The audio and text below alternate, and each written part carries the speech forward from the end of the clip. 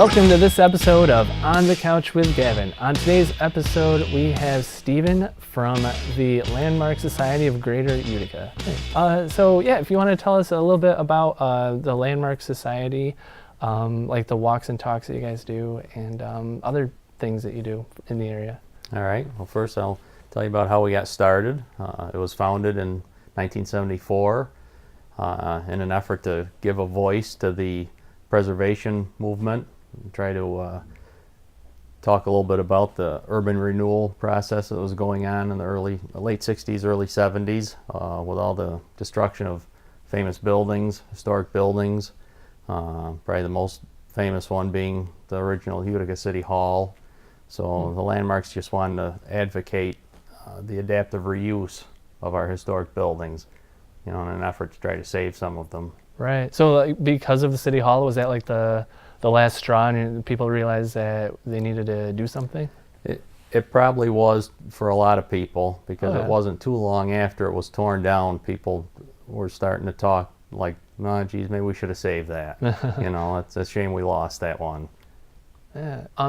So then there definitely probably were a lot more buildings than are up now. A lot of it being like part of the Rust Belt movement. I wonder if you could call it that. But there are a lot more industrial buildings back in the day than there are now. Yep. Well, Utica was a very industrialized city, a lot of manufacturing, and little by little, those jobs went away and then left vacant buildings, which it's often difficult trying to refill buildings with tens of thousands of square feet. But we try to advocate you can fill them with smaller businesses, and people are doing that now currently in Utica, with having retail space on the bottom floor and loft apartments in the top, the offices, that sort of thing. Right. We just wish that kind of movement started sooner. Right. And I love how that look is too, like the old brick buildings and really cool just old things. Well, your old homes, your old buildings have character. Right. The newer stuff, the contemporary stuff, it doesn't have that character.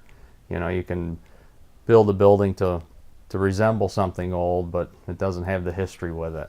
Right. And built better too back in the day. True. The craftsmanship was so much better. Well, that was one of the things with the original City Hall. A lot of people that were advocating for its removal back then talked that it wasn't a very sound building because of its age, and it was actually a very well-built building and took a lot more effort to demolish it than they thought. Yeah. So what was very special about this old City Hall besides the history and being City Hall? Was there any like architectural things that were very special about it? Well, it was designed by Richard Upjohn, who was a very well-known architect, and it was just a very significant building, a very unique building. You can see old photographs of it, and actually the Observer-Dispatch just did an article recently about losing our history, and right on the front page was a shot of the original City Hall looking south on Genesee Street, a nighttime picture, and I believe it was nighttime or late afternoon, but very attractive building, and like I said, it wasn't too long after it was gone that people thought that maybe we made a mistake. So you do a lot of walk and talk tours, kind of Yes. showing the old architecture and old buildings in the area, the ones that are still around. What are some of the more unique buildings in Utica that you've noticed? Well, obviously the train station and Stanley Theater, and both of those buildings were threatened by demolition. People wanted those to come down. The Landmarks helped advocate the saving of those buildings. Just recently, the HSBC Bank building, which is now Ocean Blue, the Landmark building. Oh, right. We spoke in favor of keeping that one. That was going to be demolished on the list? Yeah. Wow. Yeah. That was not too long ago that it was going to be torn down. People claimed that it was unsavable, and it was in tough shape, but it certainly wasn't, in need of coming down. Right. But yes, we've done the walks and talks for quite a while now. Landmark started doing them when the Utica Monday Night Series was happening. That ran in the city a long time, and unfortunately that ceased to operate, but we decided to continue the walks and talks on Monday because a lot of people asked us to and were interested in hearing about what we had to say about the different places we went. And it's not just in Utica, we are of Greater Utica.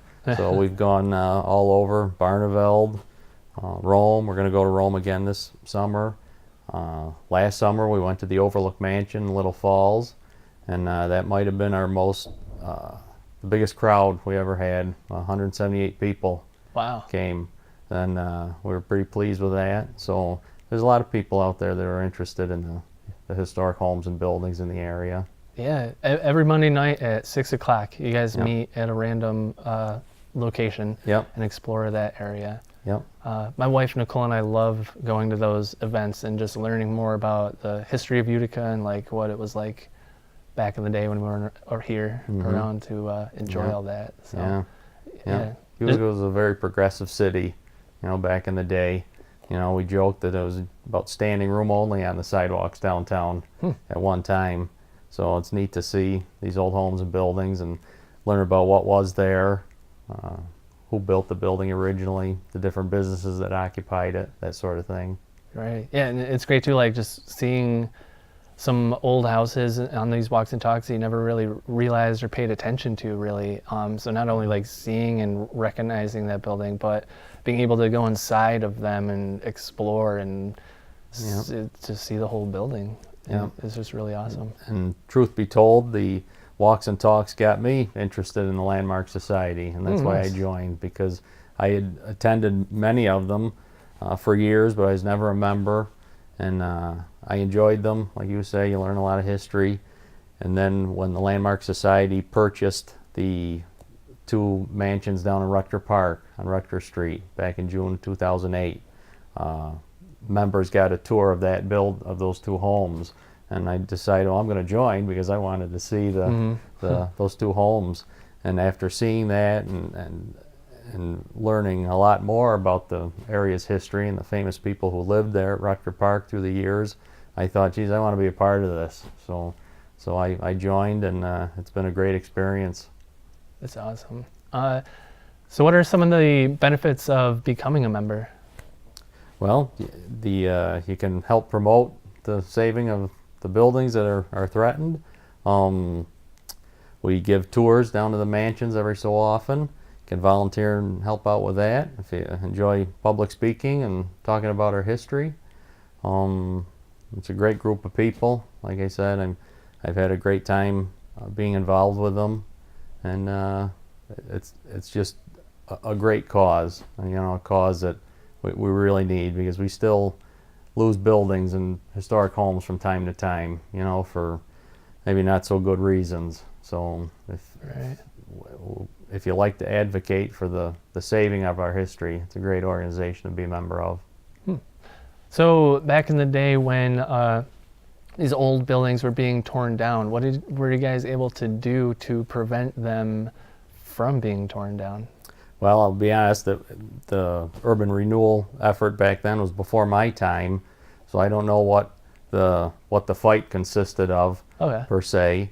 But today we just try to get the word out to people that a building is threatened or a home is threatened. We have a 16 to save list we put out each year with different properties, and sadly some of those have been torn down. But there's been other ones that have been rehabilitated, or somebody finally purchased the property and have been fixing it up slowly. So we love to see that sort of thing. Nice. What was some of more of the memorable walks and talks that you guys did? Oh, that's a tough question. All of them. Yeah, I've been on so many. I don't know if I could pick out one that was above all the rest. Right. But like I said, we've been in and around Utica. We've been to Newport. We've been to Waterville. And all those towns have beautiful homes, and it's just great to see them. We're very fortunate the owners of these properties let us come in and bring a group of 50 or 60 or 100 people through their home or building and show it off. But yeah, I don't know if I could pick out a bunch that really stood out. I enjoyed them all, you know. And like I said, that first one I went to, I thought, wow, this is neat, you know. And was it hard to organize the tour with the of the old main? Not really, and we didn't organize that per se. We helped push for tours, and we had a couple Monday night walks and talks type tours a few years back, but the state of New York owns that building, so the tours and the dates that they're open are all controlled by the state. And they're doing 2 tours this year. There's going to be one on a Saturday in September. I forget the date offhand, but if you want to see it, that'd be the time. We pushed for a long time to try to get tours and off hours, you know, evenings or weekends, so more and more people could see them. And thankfully, they're opening their doors to hours that would allow more people to see it. Right. So people that own old buildings, are you taking like submissions? Like, are people coming up to you and be like, hey, I have an old building and would love to have you guys come and check this out? Once in a while we'll get that, but for the most part we try to sit down midwinter and try to pick out some locations, some buildings that we'd find interesting. The ones in Rome were all submitted, were suggestions. And we've been to Rome in past summers, to the courthouse. I remember that one. So we just try to start midwinter and getting the schedule up, and it's kind of difficult working summer months because people go on vacations or they have, you know, family events and that sort of stuff. So there's always a lot of rearranging, and you know, somebody says they're free for this date and then something changes and we got to kind of rearrange. But overall, it's not too bad. So what are a few upcoming events that you guys have going on? Well, we're going to have the walks and talks. They go right through the end of August. We're going to do Forest Hill Cemetery. Nice. So we've done that a few other times, but a lot of people have asked that we redo it. Unfortunately, because of the size, we can't do the whole cemetery in one evening. It'd be a lot of walking. So they'll pick an area in the cemetery and talk about that and the famous folks who are buried there. That's awesome. Yeah, a lot of history to be told around Utica. Yeah. That's great. So then how do people get in contact with you to do the walks and talks and to become a member and support the Landmark Society of Greater Utica? Well, you could call our office, 315-732-7376, and leave a message. We don't staff the office. We're an all-volunteer organization, so we've got an answer machine. So please leave your name and number and a brief message. You can find us on Facebook. That would probably be the best way to do it. Or you could go to our website, uticalandmarks.org. So when you become a member, you get the newsletter, which has all the information about where the walks and talks are and things like that. And info on upcoming events. And there's always articles in it talking about historic buildings or ones that have been fixed up, or who's recently purchased something and is planning on fixing it up.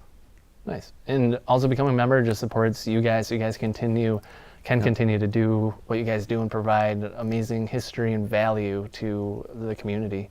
Yep, and it also helps fund the restoration efforts of the 2 mansions the Landmark Society owns down on Rutger Street, at Rutger Park, the number 1 and number 3 mansions. That's awesome. That's great stuff. So thank you, Stephen, for being on the couch. You're welcome. Appreciate all the history lessons every Monday night. It's a lot of fun. So thank you. Okay, you're welcome. And thank you guys for watching On the Couch with Gavin, and stay tuned next Wednesday for another great video.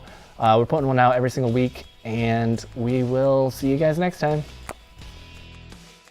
Like our Facebook page, facebook.com/onthecouchwg.